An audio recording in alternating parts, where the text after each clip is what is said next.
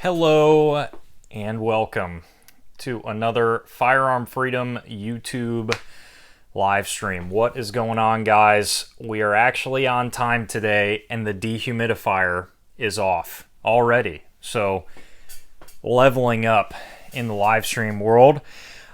I have no idea what we're going to be talking about tonight, so it should be interesting. As always with these weekly wrap-ups, we'll let a few people get in. Let me know how the audio sounds, lighting, all that good stuff. We'll see if YouTube's playing nice or not. If they give anyone the notifications, we'll know in a few minutes. What this is more than likely going to be is more of an open Q&A format. And on top of that, with these weekly wrap-ups, I'll give you guys a little bit of an update on how it's doing in the gun shop that I work at. How are things selling? Different things like that. Ammo, what are we selling the most of? Blah, blah, blah, blah. Because I think that's helpful information for everyone out there that's watching. Before we start digging into the meat of this live stream, we're going to check out some cool pieces of gear, a little bit different, cool knives for today's gear items. Now, you guys probably saw the thumbnail, maybe, and you might have seen the short video that I threw up on YouTube of this awesome knife. Many of you guys were asking what it was, stuff like that. What's going on, man? Good to see you in here. So this, I'm really excited about, and I wanted to just talk a small amount about it. This is not a knife channel. I'm not really that knowledgeable on a lot of knives, but I do dig knives. I own quite a few of them and just random stuff in the collection. This is a German paratrooper gravity knife. Now, this one in particular is post-World War II. A lot of you guys were asking, but the difference is that the World War II or pre-World War II gravity knives were wood scaled. So they had wood scales instead of this awesome looking OD green plastic that they have on there now. I also posted this on one of the knife threads on Reddit, and everyone was digging it quite a bit. But this is an awesome knife. Doesn't necessarily work as good as others, but I should mention what is a gravity knife. Basically, it is an out-the-front knife. Think of it like your standard switchblade, but in this case, it is not working off of any type of springs. So it just uses gravity to open and close. You have this little notch here, and that notch is, or latch, I should say, is connected to this spring that's there. So by pushing it up, it relieves the tension on the spring, and what should happen is the knife should fall all the way out and lock into place like that. But as you can see there, it got a little bit stuck, and that's what I'm still trying to work through on this knife. But overall, it's actually relatively large. I believe they imported in 2 different sizes. I could be wrong on that. There's not a lot of information out there about these knives, and I had a really hard time finding anything about it. I found it, a lot of you guys were asking where I found it as well. I found it at a local antique mall. You never know what you're going to find digging through antique malls, different booths, whatever. And I've been getting really into collecting older knives, military knives lately, and this was one that I found. Had to score it. Ended up getting it for a pretty good price. For those of you guys out there that have seen these knives back in the day, maybe 10 years ago, something like that, when they were being imported in, you're going to probably throw up at this price, but I ended up getting a deal of $210. It was tagged at like $247, got a little bit of a cash deal. Originally, you could pick these things up for like $10, $15, and there were quite a few of them out there. How it closes, you lift the latch up again, and again, what's supposed to happen is you push it down, and it's supposed to close, but as you can see, it gets a little bit hung up. So there must be a burr or something like that. It's interesting because this is also a takedown knife, so you have this small button here. If you press that in, the whole top section comes right off, and carefully, it fans open like that, and you can get to the knife. You can pull it out, no problems at all, pulling it out. And you have this small piece that's riding in a track, and my guess is that there's a burr or something like that somewhere in here that's causing it to just get a little bit hung up. Not really the end of the world as I'm dropping things, but a super cool, super interesting knife. And a lot of people were, again, digging this. It has what is called a marlin spike on the opposite side of it.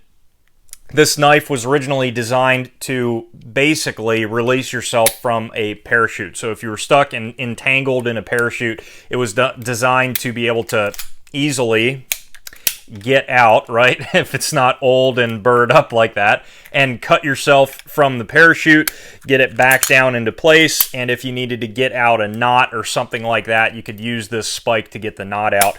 But super cool knife. I wish there was more information about these out there, and if you guys know any other information than I do, I would love to hear it. Throw it down below in the comment section. I have absolutely no idea how to date these knives or how to see when it was from. It does show you, or how to see where it was from. It shows you your manufacturer's marking on the blade. I've learned that much. And then it also shows you, again, another part of the manufacturer's marking on the scale. And it depends. Some of them are in between here. This one is a little bit higher. So, you know, yes, exactly. Now, it reminds me quite a bit like these. These are way cheaper. You can still find these ones for like $5. Who knows? Maybe someday these will be, this one here will be $200. You never know. But it looks the exact same, right, as far as the plastic and stuff like that. But these are post World War II little German pocket knives. Come with a little saw here that's covered with a thin piece of sheet metal. Say that 5 times fast. But this is another super cool knife. I got this when I was a kid, and that's what made me so drawn to this knife. It looked very similar, but yeah, I definitely had to feature this in the gear portion of today's weekly wrap-up live stream. And just cool knives, man. No really rhyme or reason. I just wanted to show you those knives today. So when it comes to this live stream, again, we're pretty open for topics. So the beauty of it being live is you guys can comment live if you have questions, concerns, something that you're interested about in the industry, or anything else as kind of an open Q&A, and you guys can throw them down there and I will answer them here live. These shorter weekly wrap-up lives are going to be generally around 20-25 minutes, depending on the topics that we're talking about. But I wanted to give you guys, while everyone's typing up questions and all that good stuff, a little bit of an update on industry, how everything's going, what is availability like, how is ammunition, all that good stuff. So for those of you that don't know, I work at a gun shop full time, and that's my job aside from YouTube. And every day, or I should say every week at the gun shop, we're seeing kind of different trends. And I also have access, obviously, to distribution. I can see the availability of things out there on the market. I will say that ammunition still is getting better, which is good, rather than getting worse. And I know that's probably surprising to some people with world events and different things like that. But ammunition as a whole, at least for us at our shop, is getting a little bit better. Now, when it comes to hunting calibers, when it comes to anything that is not a standard defensive caliber, 9mm, 308, 5.56, 12 gauge buckshot, anything outside of that is still being a little bit hard to find, and that's just kind of the reality of the situation. I don't know if that's just still manufacturers of these products just trying to get to everything that has been so hard to find lately in the way of just incredible demand and not that much supply. So I don't know what we will see moving forward. It still seems that smaller gun shops are taking less priority, of course, than larger big box chain stores. So it seems like if you're trying to get like a good deal on ammo, which is rare anymore, the Bass Pro Shops and Cabela's and things like that are getting in a larger quantity of affordably priced ammo. I would say new ammo prices that we're seeing right now for, let's say, 9mm for a box of 50 target, you're probably getting around the $13, $14 area again, if you're lucky. Steel case, maybe $13, $14, and brass, the cheapest that I've seen online with free shipping is about $16.99 when it's in stock. So it is definitely coming down, but there's still a lot of calibers that are feeling the hurt when it comes to just overall availability. Speaking of online ammunition, there are a lot of other options online when it comes to ammunition, a lot of other really good places, free shipping, stuff like that, and that is a really good sign when it comes to ammunition. So, not trying to plug PSA or anything like that, but I have been on PSA's website a good bit, and they consistently have pretty good prices, and if you follow their deals, a lot of the time it's free shipping, so that's pretty solid as well. When it comes to, got an itchy nose here, that's always great in a live stream. When it comes to gun availability, that's always up in the air. It's always up in the air. Right now, we actually have a really good amount of inventory in the shop that I work at, and it's ups and downs. It's been very slow the past few weeks, but what I really wanted to talk about as far as a gun shop update is what we're selling the most of most recently is long-term food and long-term survival supplies. So it seems like it's kind of interesting at a gun shop because you can really get kind of a bead on the community as far as what's going on in the gun industry in a gun shop, and see everyday average people, brand new gun owners coming in and kind of start to see what they're talking about, what they're worried about, and why they're coming in into the gun shop. And by far, what I've been selling the most of and receiving the most phone calls about over the past maybe 2 to 3 weeks is long-term food preparation stuff, long-term food buckets, survival stuff, and we're getting a lot more calls in the way of gas mask supplies, body armor, a lot of things like that, and a lot less people interested in the gun portion of things. Now, of course, that might be good or bad. It just depends on how you look at the availability of things. The nice thing as far as good as a consumer is the more people that focus away from guns, hopefully the prices will begin to drop a little bit. And what we've been seeing is just kind of the everyday person a lot more interested and a lot more concerned with overall preparedness. Now, I couldn't tell you exactly what is sparking this. Maybe what's going on in Ukraine. I don't really know. And I know it's interesting because a lot of us here that do try to prepare. I am definitely not one that is up to par in my food preparedness section. Should be a lot better than it is. But when it comes down to it, everyone's saying, well, man, after the past 2 years that we've had, you're really just thinking about food preparedness now.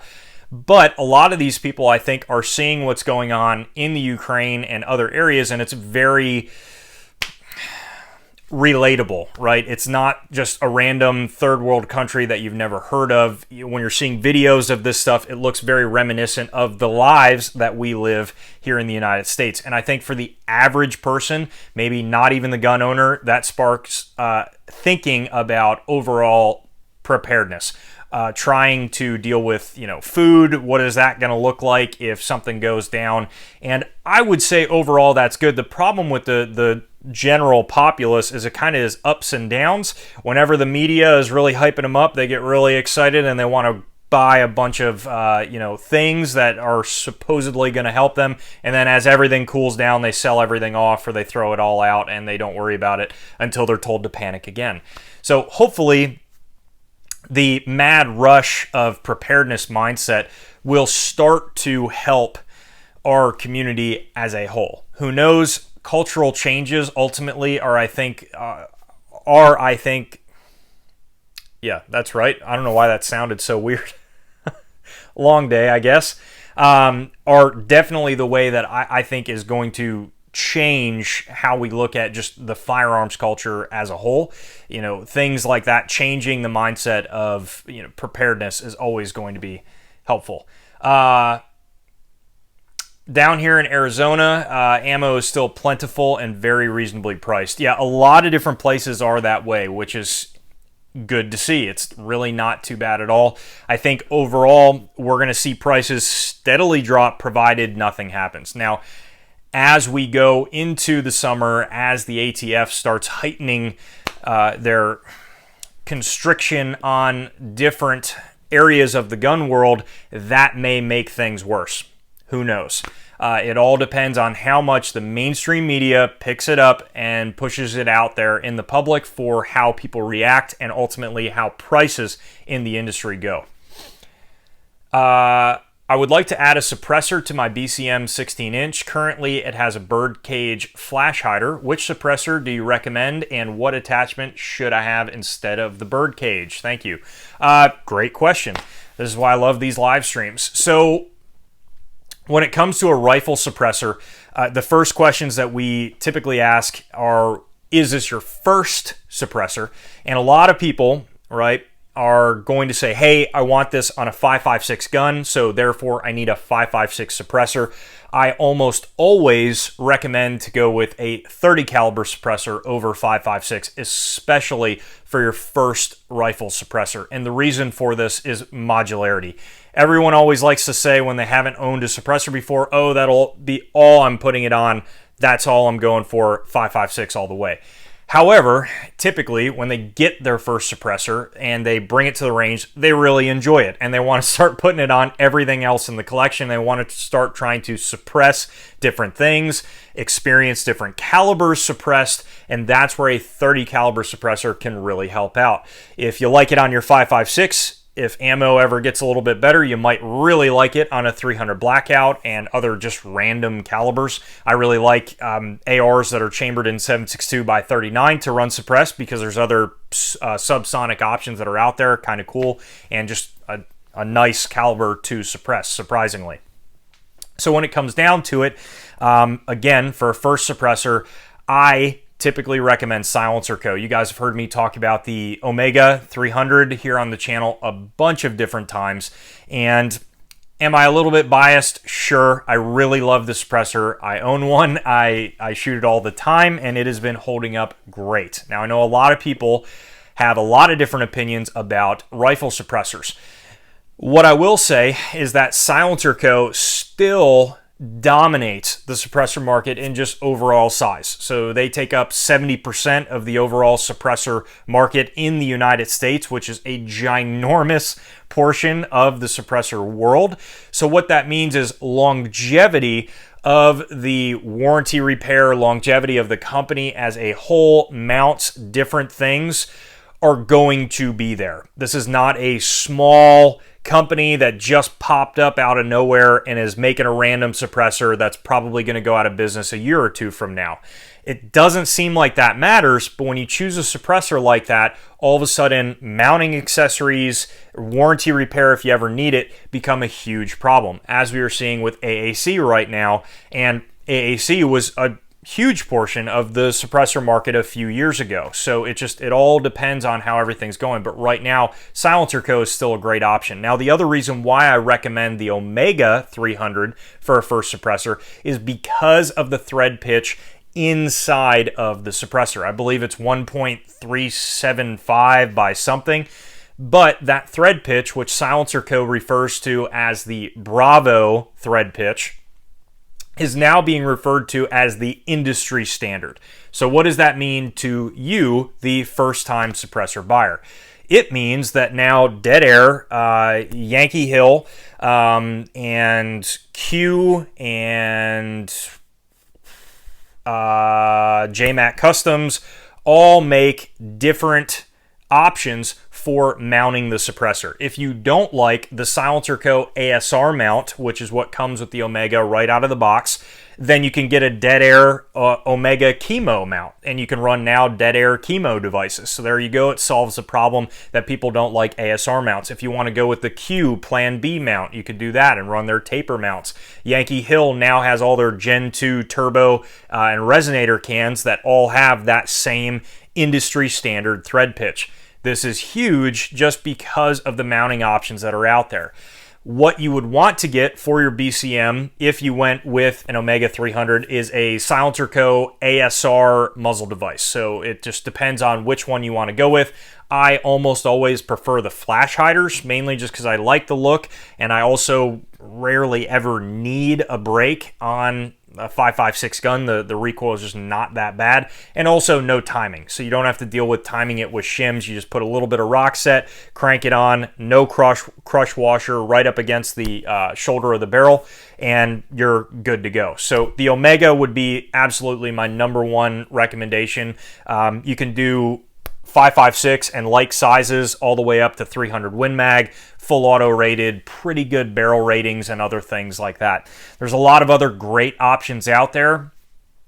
Just watch out for the snake oil when it comes to suppressors. There's a lot of companies throwing out decibel ratings and throwing out all these testing ratings that were done, and people will come in and they're trying to compare 2 decibels to 3 decibels less and more. I got news for you guys. Half of that testing, probably more, is total bullshit, and it really depends on what meter they're using, the atmospheric conditions, exactly what gun it's on, what type of ammunition it is, how far away the meter is. Was it outside and it just rained the day before? Is it in an indoor range? All of these different things play a factor, and ultimately the only way to really tell, unfortunately, how a suppressor is and how it works and if it's going to be good or not is to hear it in person. And a lot of the time it's not as much decibels as it is the tone of the suppressor, right? So those are all things to consider. So when it comes to that, again, start with the Omega, go from there. There's a lot of other great companies, but the Omega is a great first choice. How's the new electronic application process working now? I would imagine you're referring to the electronic Form 4s. Those are starting to come back. So, we have only seen 2 approved at the gun shop that I work at. One was mine. Another one was another coworker. We submitted ours basically as guinea pigs to see exactly how long they were taking. Mine was 77 days individual, and his was 80 days as a trust. Now, that's still very good. We submitted an individual's a few weeks after that. That one just got kicked back for a little bit of a problem. Now, the problem was just a mess up on the paperwork, but something that you guys should be aware of when it comes to the E-Form 4s, and this is something that we are learning as well. How it works, right, with a regular paper Form 4, when you send those out, and if there is a mistake, the ATF sends it back to the gun shop. The gun shop gets it, looks at the corrections that need to be done, and then they will typically call the customer, hey, you got to come in, make some corrections. Typically, it's a bad credit card, or they didn't read the number right, or something like that. With an E-Form 4, there is, and I stop right there and I'll rewind a little bit. They make the correction, send it back to the ATF. It doesn't take out their place in line. It doesn't, stop the process. They go right back to it, find the correction, done, send it back to the gun shop, right? That's how paper Form 4s work. With the E-Form 4, if there is any type of issue, if there's any type of error, not that your background check didn't get passed, but the paperwork was improperly done. If you did a trust and you're missing something in your trust, it wasn't scanned into the system properly. If you spelled something wrong, as far as names, you forgot something. If you had an issue, the gun shop forgot to put in the right serial, whatever. Something like that happens, there is no redo. There is no you make the correction, save your place in line. Unfortunately, what happens with the E-Forms is you get the email saying, hey, this has been disapproved for this reason, done. They refund you the $200. It was like it never happened. Now, unfortunately, it also takes up to 90 days to refund you the $200.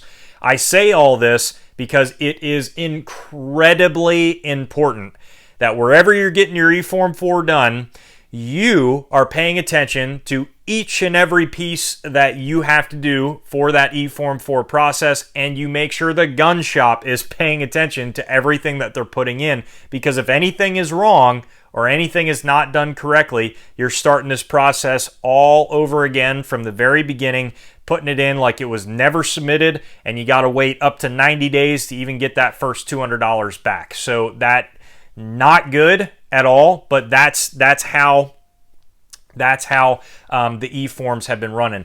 Yeah, E-form 1s are still going incredibly fast. Incredibly fast. Now, as I always say, I'm not going to make this video about whether or not you should do NFA items and the tyranny that's behind that and all of that good stuff. I made a bunch of videos about that in the past. If you are looking to do an E-form 1 at all, if it was on your mind, it's something you're thinking about, for whatever reason, now would be the time to do it rather than later. My guess is that as information starts coming out about all of the determinations that the ATF is making, right or wrong, a lot of the general everyday people are probably going to flood to the Form 1 system in order to submit paperwork. A lot of those people probably may or may not know how to submit the paperwork. Regardless, I can't see it going any other way than dramatically increasing the time. That's the only, that's the only way that I see that going. So, good or bad, if you're thinking about going with a Form 1 item, let's say an SBR, it would definitely be better if you're looking to get it sooner to do it, within the next few weeks or whatever, because those, again, are consistently coming back in minus 25 days. Typically, it's 20 days or less, and, it's again going very quickly. So that's something to definitely be aware of.